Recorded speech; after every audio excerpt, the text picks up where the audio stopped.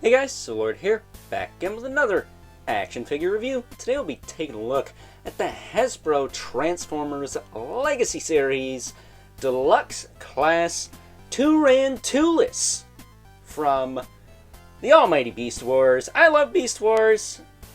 I was a little sad when they discontinued the Kingdom line and switched to the Legacy line, because I was like, there's so many characters I want still, like, well, this guy and Inferno and Silverbolt and Depth Charge. Well, luckily, today at least, we're going to be taking a look at both Tarantulas here and Inferno a little bit later today, so stay tuned for that. But seems to me like we could be getting Silverbolt in the near to distant future, so very, very, very excited for that. Gotta love a wolf with wings. That's just metal, man. That's freaking epic. And I hope we get a Depth Charge at some point as well. And a Rampage, the big old crab. Funny how the Predacons are not really predators, but that's another topic for another day. But as far as Tarantulas' accessories go, he comes with his little crossbow and his little buzzsaw. You can kind of combine the two like that if you want. I don't know why. But the buzzsaw does have some paint on it there to differentiate the blade from the, apparatus it's attached to. And it does have a port here, or a peg here, so he can hold it in his hand like a tool, or he can cut you up with it. And of course, his crossbow is a crossbow. So, very similar to Blackarakakeknia in that regard, because she also has a crossbow.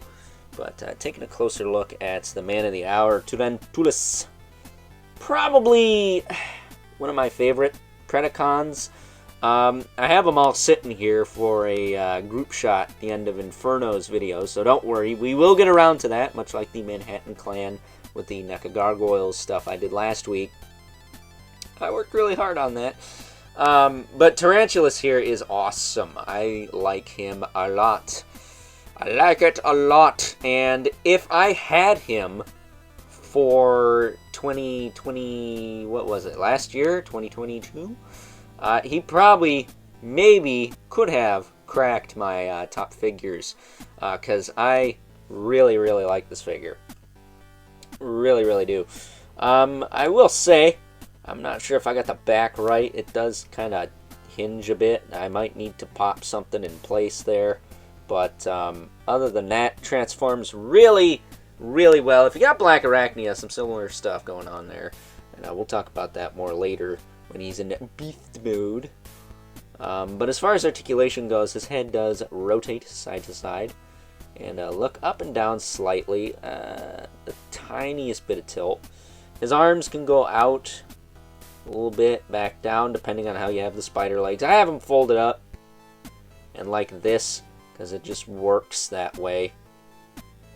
He does have a bicep swivel, but you also get that down at the elbow.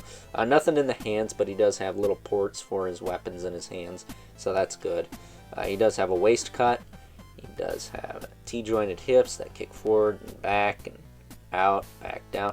You know, here's the thing. Hasbro can't make Spider-Man do the splits to save their life, but the freaking Tarantula Transformer can do the perfect split. I'm just saying. I don't know what's going on there, but incompetence. He's got a thigh cut. He's got a double knee. Yeah, he's got double knee. Most of it gets a transformation, but it doesn't look half bad. Looks pretty good, actually. And then he's got a hinge in the foot with a rocker. That works pretty well. You can... No, his feet don't fold up or anything like that. Yeah, he definitely has the rockers and things going on, so that's cool. I dig that. I can dig that. Ankle rockers are good. As far as his weapons go, like I said, you can put him in his little claws here. You gotta get it in the right spot, though, because if you don't, it'll not stay in there like it's doing right now. Yeah, I'm not getting it in the right spot. Yeah, it's not in there all the way. You really gotta pop this thing in there. There we go. That's what she said. All right. That's about my only gripe with this figure. His weapons can be a little tricky to get in his claws if you don't have them back far enough. Sometimes it don't want to go back there because it's really tight fit. Yeah, see, it's doing it again on this side. Bugger. There we go. There he is with his buzzsaw and his crossbow. Looking awesome.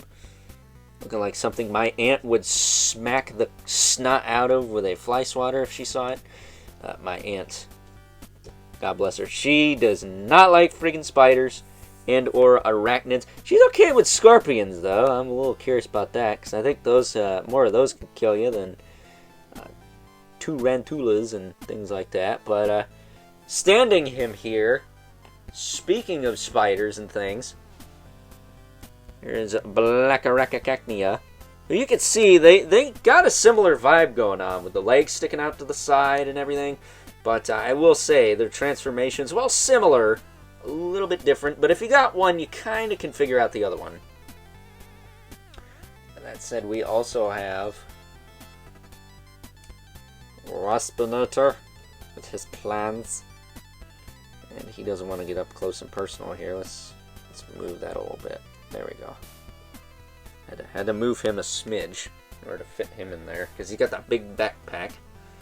But there you go. There's Waspinator with his torso that doesn't stay together. Unfortunately, because he looks really good. Move her out the way. We, of course, now have Scorponok, who I still think is too short. He's like a little teapot, short and stout, and I don't know, I like him tall. I like him really tall, like this guy right here, the other Predacon released in Legacy, Inferno. It's probably a little bit off screen there. Okay, maybe a lot off screen, but obviously Inferno's bigger. He's Voyager class. That makes sense. Moving both of them out of the way. Again, we'll look at this guy a little bit later today, because it is Tuesday, 2 for Tuesdays, and I just knocked over one of the fellow Predacons off screen there. Oh well, crap happens. Casualties are sometimes a necessary evil, you know? But of course, this wouldn't be one of my videos without Brother Mandibilith and the infamous Okay 11 Spawn. Here you go, there they are. And Spawn, once again, is so massive, he's like off cam. Get in there. There we go. So that being said, we'll move right along and take a closer look at good old Tarantulas in his beast mode. Taking a closer look at good old Tarantulas in his quote-unquote beast mode. Technically, it's an arachnid, but I guess arachnids, at the end of the day, since they are carnivorous, are technically beasts. So, joke's on me, I guess. What do you want? I never said I was Steve Irwin. That said, I really like the colors on this guy. The purples and the yellows really pop. Super 90s. Super duper 90s. And really creepy looking. I mean, this guy definitely fits the spooky season of the year, if I do say so myself. I mean, that is some good old-fashioned nightmare feel, especially if this is like one of those old-school cheeseball horror movies where the insect, or arachnid in this case, is the size of a house. Like, that is definitely not something you want to mess with. That said, he does have little ball joints in each of his 8 legs here, and they do articulate independently. You can also articulate the mandibles a little bit, but you are going to maybe untab some things along the side, because unlike Black Arachnia, if I'm not mistaken, she had a little hinge joint that helped all 4 legs on one side pivot up and down. This guy doesn't really have that. I think it's just some kind of swivel joint that's kind of tight, so when you do that, you're going to start untabbing things, and that's never good. You want to keep your Transformers in alt mode all pegged together as they should be. That said, he's got his little buzzsaw weapon down here. You can tab that back in if you line it up correctly. And then, of course, his crossbow is in his thorax there. And he's got the face only a tarantula mother could love. So, setting Tarantulas down here. And I know it's tarantulas. Okay? It's called a joke. If you don't like those, well, then you're on the wrong channel. Because here at Overlord Productions, you get cheap, free, and low-key funny content. Not professional. We do not believe in professionalism here.